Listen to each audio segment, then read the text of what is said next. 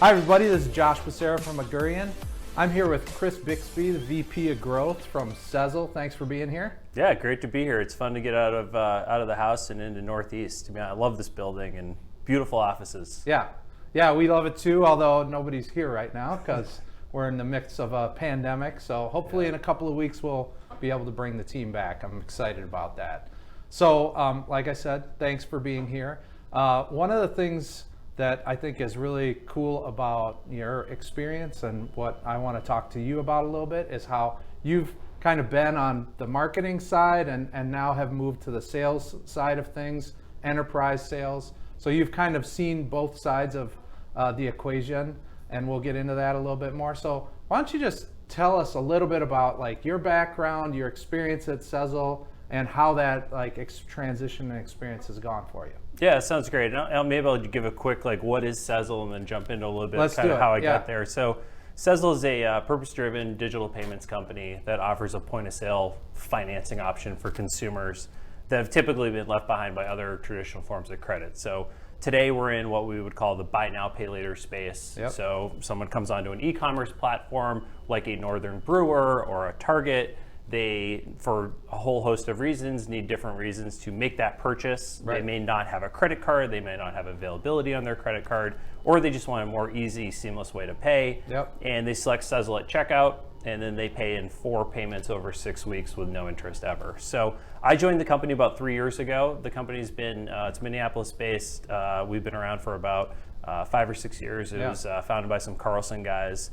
And alums, and it's been a terrific ride. And so the company itself started as really an SMB focused. Okay. So where we got our initial traction as a business and a payment solution was really in the SMB world. So small businesses like mom and pop shops, or a little bit bigger than that, but not the big Targets of the world. Yeah, a lot of mom and pops, a lot of small businesses. You know, think like boutiques that are going online, CPGs, beauty brands, fashion brands and apparel. That was really the start of kind of where buy now, pay later and Sezzle started. Yeah. A lot of those were Shopify merchants, WooCommerce, Magento, and kind of other platforms. Got it.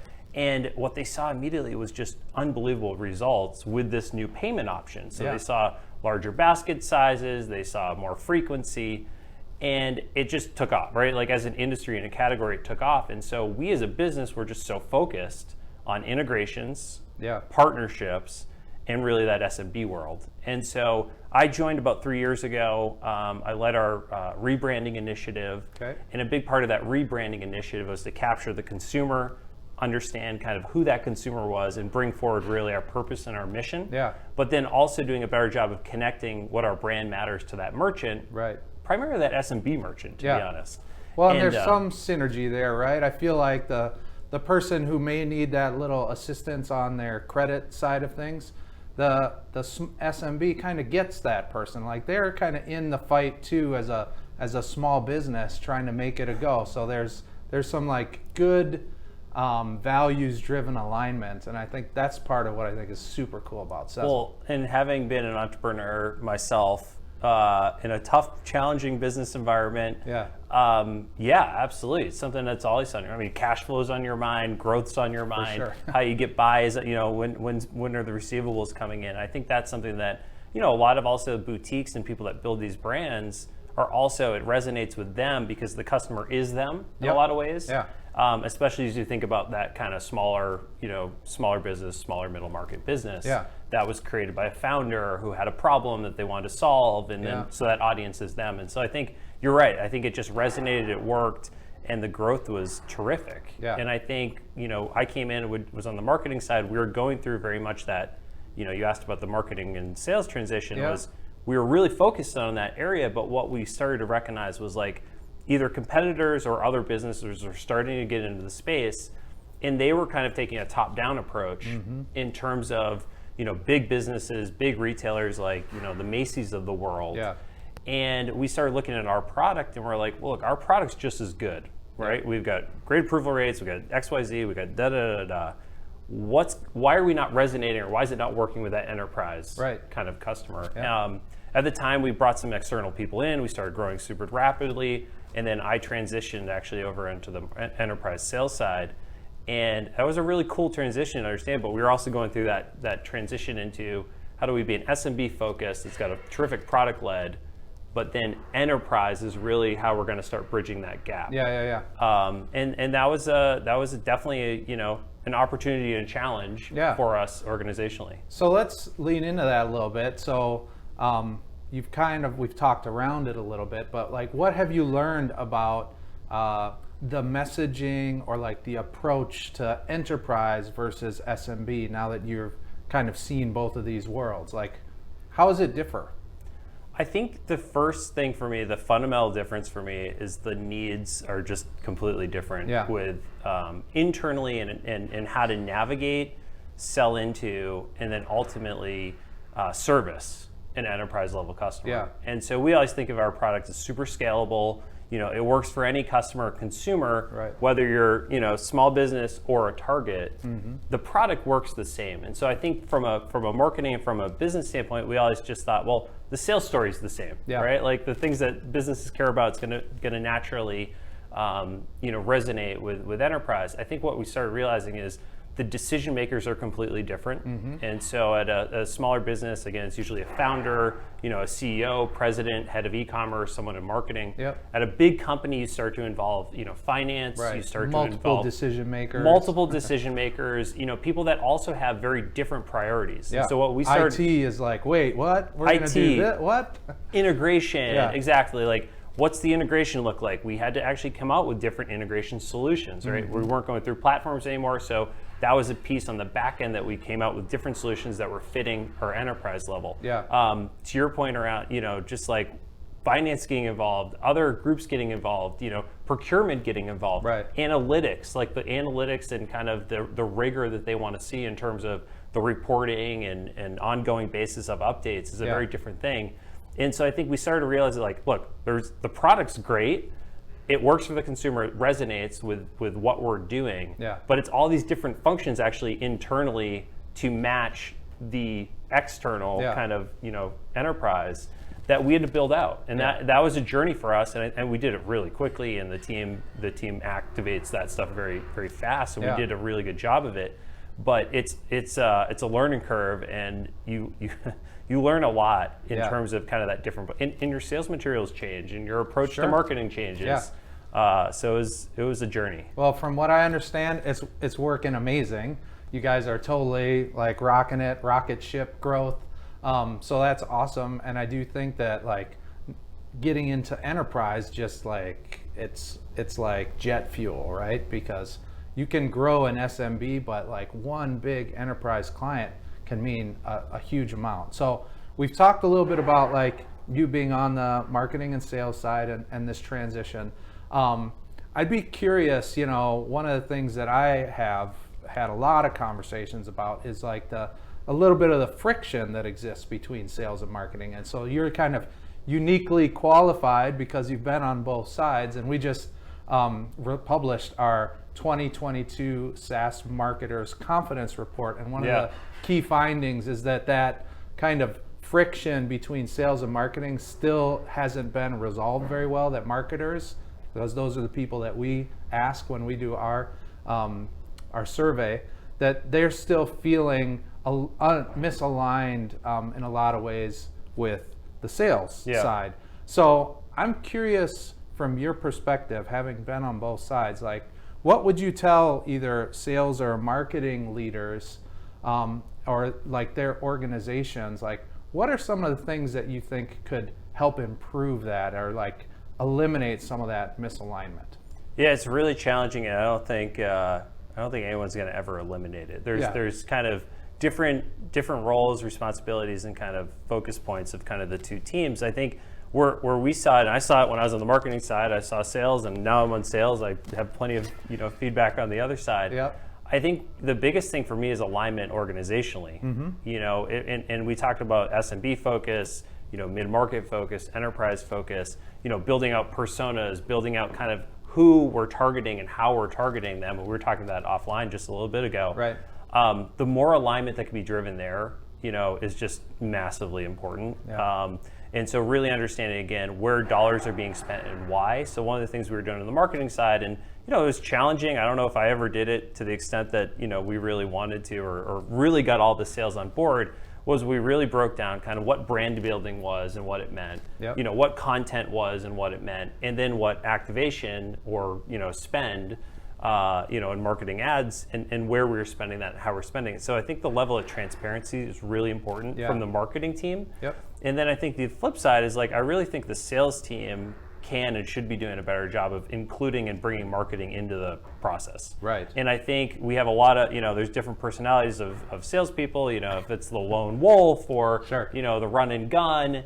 And I think sometimes that team leaves behind marketing rather than bringing them along in the process. Right. And I think that's a big part of it that we've seen, is that the more times we can involve marketing sooner in our sales process, Yep. in our conversations, in our actual presentations and meetings with merchants, actually the more empathy that's built on both sides and that team brings back. There's always, I think a natural, unfortunately, friction shouldn't be the right word, but it is. Yeah. But I think the more just collaboration, working from home is really tough, but like bring the teams onto a call, I think is immensely important. And we also did feedback loops. So we typically would do a monthly feedback loop where on the marketing side, we'd share out kind of what we were doing, what was working, and why we were doing it. Yeah. And then we opened up the forum for our sales team to kind of give feedback. Yeah. Again, it's risky, I guess, in some cases, but it was what I think was pretty good, and what I've appreciated now being on the sales side. Yeah. I've really appreciated seeing what the marketing team is doing, because then I can say, like, hey, one or two things is working. Here's my perspective based on this merchant I've talked to. Yep. And I think that ongoing feedback loop is really important, and I think for all organizations to think about. Yeah, for sure. And I mean, I just feel like you were talking about the lone wolves, or like certain types of salespeople. I mean, they are out there belly to belly with the customer, right? And there's like a lot of marketing kind of ideas that could get unlocked. And so, like, the fact that you're bringing along some marketing team members to like sales presentations and things like that, I think that is the level of collaboration, and you use the word empathy. Like, I think that's where it really has to get to in order for like those teams to start becoming way more aligned and like eliminating some of that friction, which might be a bad word. And I would just say, like, one of the companies I've always been impressed with in terms of how they treat internally, but then also externally, their customers, is Leadpages. Yeah. I think Leadpages has always talked about their customer is a person, right? Like, they were one of the earliest that really adopted this idea that's not about the functional product, it's not about benefits, not even about value add. Yeah. It's about treating the person you're selling to like an individual, like a person. Yep. And I think when I was on the marketing side, that was really important, right? Yep. Like, I actually started to see, like, LinkedIn ads that are looking more and pulling in TikTok ads, right? Like, they're becoming more raw, more open, more transparent, like all the things that you're seeing on the consumer side. Not so fully side. Produced. Right. Yeah. They're bringing in, a lot of elements that I think has worked in consumer marketing. Yeah. And I think Leadpages has always done that really well. And I think where, we've done it, or at Sezzle or others, is like, it's still a personal sale, right? Yep. You can still give the benefits of everything you're doing. And I think when marketing starts to see and realize that, they also recognize, like, oh, this is a really important way. And maybe I can spin my, value prop a little bit differently. Maybe I can treat that person a little bit more, as a person versus a product decision maker. A prospect. Or, prospect. Yeah. And I think that's been an important part of kind of that personalization of it. Yeah. In terms of bringing people onto calls and together and et cetera. Yeah, I love that. I feel like the more that we can see as marketers, like the sales team as people, and like our collective prospects as people, and even like I've had conversations on a different one of these How I Work videos talking about like leaders, the people that we as marketers have to go to and ask for budget, and like they are also people. And everybody just wants to kind of understand what other people are trying to accomplish, what their motivations are. And like the closer that we can get to just treating each other like people, I think the more success we have. So I think Leadpages is a great example. From a personal standpoint, it's been something that, my wife and former intern used to tell me to smile more. And it's like one of those things that even even when you're in a sales meeting, Yeah. you got to remember that you're still just talking to someone. And I think for me,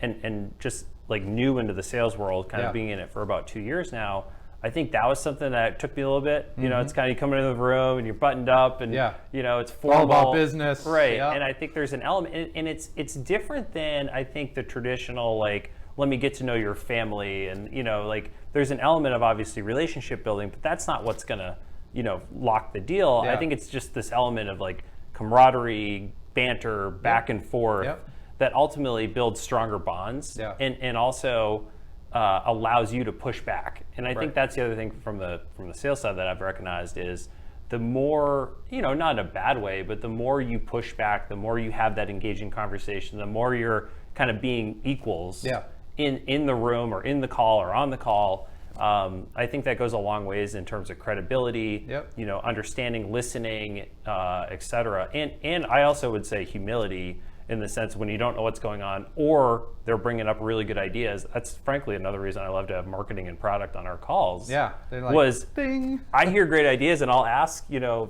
our prospects these ideas and their immediate feedback loops for our marketing team, and I'd say and our product team. We haven't talked a lot about product, but the more honestly success is getting our product team involved also, actually in the selling process, because that's another part for them that they're building, they're learning, especially with enterprise, because there is customizations, there's unique value props that they need, and so in addition to marketing, I think product has been an unbelievable partner, kind of to understand and recognize those kind of things. That's awesome. Well, cool. So I have two more questions. We'll make them quick, but you know, we just started 2022, so I'm just curious, like, what are you kind of excited about for this year? Other than travel and big things, I mean, it's weird to say. I mean, excited, I don't know is the right word. I'm really keen to see what happens with the economy. I mean, just straight up, I think, you know, inflationary pressures, you know, interest rates kind of talking, you know, whether we're in a bubble or we're not in a bubble, and I'm not going to opine on it from a personal standpoint, but like, there's just a lot of still insecurity out there where we're at. So I think I'm excited for not the insecurity, but the, you know, hopefully by the end of the year, having a little bit more of a, you know, foundation in those things. There's just a lot, you know, just a lot of questions. So I'm excited for stability, I guess, in those areas, and to see also where they play out, you know, whether it's a real estate market, you know, even e-commerce and retail, and, et cetera. So I'm excited to see where it all plays out. Cool. So we'll see. So yeah, I mean, who knows? That's a whole nother video, right? But I would be curious too to see how that in the end might impact Sezzle, right? Because your business model is kind of about credit and helping people, you know, be able to purchase things that maybe they wouldn't be able to otherwise. So, like, how those factors may impact your business it'll be interesting to see. Yeah, there's a lot going on. I mean, regulatory, I think the way consumers are being treated and the way, you know, CFPB and, you know, government's getting involved and looking at things that I think they hadn't been looking at in previous. I think a lot of that's coming in because of low interest rates and how they're thinking about if there's going to be, you know, other things out there. So I don't know. Time will tell. It's an interesting point where we're at, and we're hopefully coming out of something, but there's a lot on the horizon. I mean, even geopolitically, there's a lot going on right now. Yeah, for sure. Cool. So the last question is, I ask this always, is, you know, like, who are you paying attention to? What are you reading or listening to a podcast? Like, who's out there that has some cool ideas that you're latched on to right now? So the two things I'll just say, so one is HBS After Hours. I love their podcast. Okay. There are 3 professors, business school professors, that will just talk about current events and current business issues, climate issues, everything. They do a weekly. I think it's phenomenal. They just bring the latest and greatest, and they do it in a way that it's very conversational. Super smart, different ideas, different opinions. I listen to them every week and love it. And then I'd say on the business, and kind of going back to our original side on sales marketing, I'm new to the sales world. And so I happen to be reading sales books and self-help sales books. And I think, you know, it's been really interesting to me seeing the different types of selling, the different types of characteristics. So I think challenger sales has been a really good one. There's been some HBR articles that have come out around, what they call like sense building. And so I think there's a lot of evaluation of we've gone through different evolutions of like the sales cycle and what works. Yeah. The strategic sale was really, really big. Challenger sales are Yeah. more nuanced and more recent kind of idea, but I think we're starting to say like the sales models continue to change and evolve. Yeah. And like I've been kind of taking the step back and looking at it over time, and I think that's an interesting area that relevant wise I've been spending some time with. Yeah, I definitely love sales, and I honestly think that people sometimes when they think about sales, they don't think about like the level of thought and sophistication that goes into it, but like there are some really amazing like thought leaders that are out there talking about different models for sales and approaches, and so it's cool that you're reading that. I enjoy that stuff too. So yeah, the psychology is a pretty interesting side of it. So. Yeah, for sure. Well, Chris, really thank you. Yeah, appreciate you being here, and that's going to be it for today. So. Yeah, thanks so much. This is great. Thank you. Thanks.